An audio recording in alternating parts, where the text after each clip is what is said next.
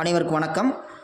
புதிய ஆத்திச்சூடி அதன் தொடர்ச்சியாக அடுத்த தலைப்பு கொள்கை கொண்டு வாழ் அப்படின்னு பாரதியார் சொல்கிறார். அருமையான வரிகள். கொள்கை கொண்டு வாழ். ஆளுமையின் சின்னமாக இருப்பது கோல். ஒரு மனிதன் கம்பீரத்தினுடன் நேர்மையுடனும் அரசன் போல் வாழ வேண்டும். இந்த எப்போதுமே ஆளுமைங்கிறது ரொம்ப முக்கியம். ஒரு மனிதனுக்கு ஆளுமைங்கிறது சரியான ஒரு பதிலை தரும், சரியான நோக்கத்தோடு இருக்கும் ஒரு ஆளுமை என்பது. இப்போ 1000 பேர் இருந்தாலும் அதில் ஒரு தலைவன் இருப்பான் இல்லையா? அந்த தலைவன் ஆளுமையாக இருந்துச்சுன்னா அந்த படையும் ஆளுமையாக இருக்கும். உங்களுக்கு ஒரு இயல்பாக ஒரு நினைவுபடுத்த விரும்புகிறேன். ஹிட்லர் உங்களுக்கு தெரியும். ஹிட்லர் பார்த்திங்க அப்படின்னா மிக கொடுங்கோல்காரன்னு சொல்லுவாங்க. ஆனால் சொல்லப்போனால் மிக ஆளுமையான ஒரு ஆள் யாருன்னா ஹிட்லர். ஏன்டா அவருடைய உயரமே ஒரு 3 அடி தான். ஆனால் அந்த 3 அடியை வச்சுக்கிட்டு இந்த உலகத்தையே தன் கைக்குள்ளே ஆட்சி புரிஞ்சவர் யாருன்னா ஹிட்லர். ஏன்டா அவன் கொடுங்கோலுங்கிறது அடுத்தக்கட்ட பிரச்சனை, அவனுடைய ஆட்சி முறைங்கிறது அடுத்தக்கட்ட நகர்வு. ஆனால் பார்த்திங்க அப்படின்னா சரியான ஆளுமையில் இருந்தார் அவருங்கிறது தான் முக்கியமான சரியான ஒரு நோக்கம். ஏன்ட்டானா அவ்வளோ பெரிய படைக்கு இவன் தான் தலைவன்.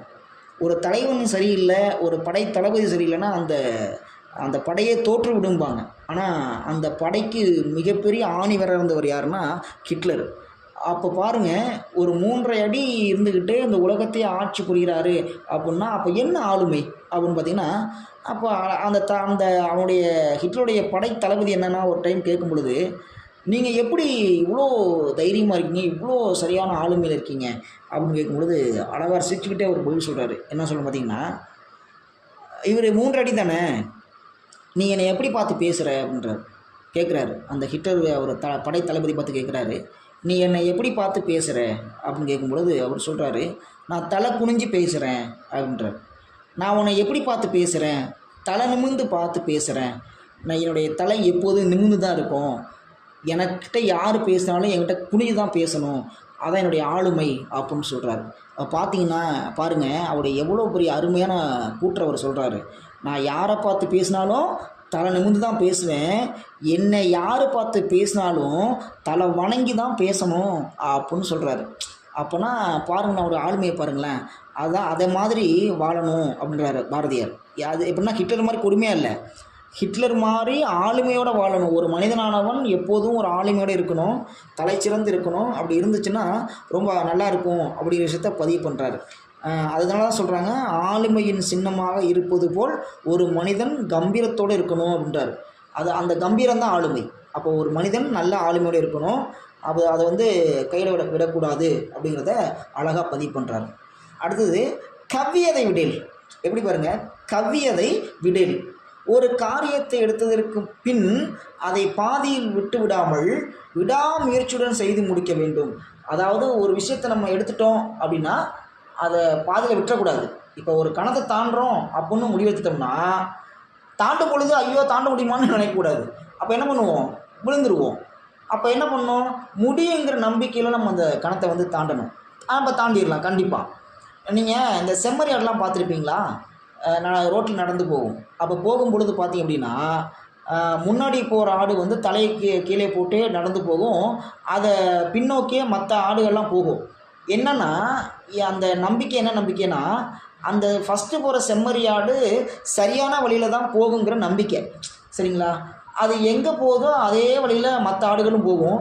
எங்கேயாவது ஒரு இடத்துல அந்த ஒரு முன்னாடி போகிற ஆடு தாண்டுனுச்சு அப்படின்னா மீதி இருக்கிற மீதம் பின்னாடி வர ஆடு அத்தனை ஆடுகளும் அந்த இடத்த தாண்டும். அங்கே என்ன இருக்குது ஏது இருக்காது எதுவுமே பார்க்காது, தாண்டும். ஏன்னா அது சரியாக தான் பண்ணுது, சரியாக தான் போகுது, அது போனால் சரியாக தான் இருக்கும் அப்படிங்கிற சூழலை அது உருவாக்குது. அதோட நம்பிக்கை இருக்குது. அதே மாதிரி நம்ம என்ன பண்ணணும் அப்படின்னா, கவியதை விடேல். நம்ம என்ன கற்றுக்கிட்டோமோ அதை விட்டுறக்கூடாது, சொல்லணும்.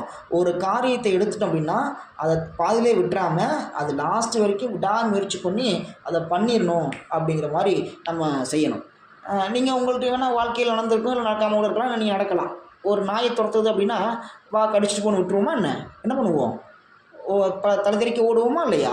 அதே மாதிரி தான். ஏன்னா அது அன்னைக்கு அவன் ஏற்கனவே ஓடுனானா இல்லை ஓடி இருக்க மாட்டான்னு தெரியாது.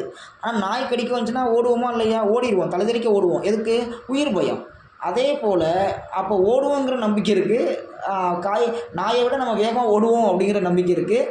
அதே மாதிரி விடாமுயற்சி. அப்போ ஒரு செயலை செய்யும் பொழுது விடாமுயற்சி இருந்துச்சுன்னா கண்டிப்பாக வாழ்க்கையில் வெற்றி பெறலாம். அதான் என்ன சொல்கிறாங்கன்னா, ஒரு காரியத்தை எடுப்பதற்கு பின் அதை பாதியில் விட்டு விடாமல் விடாமுயற்சியுடன் செய்து முடித்தால் கண்டிப்பாக அதில் வெற்றி கிடைக்கும். அதுதான் அவர் சொல்கிறாரு, கவ்வியதை விடல்.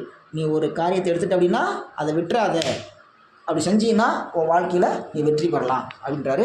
நன்றி.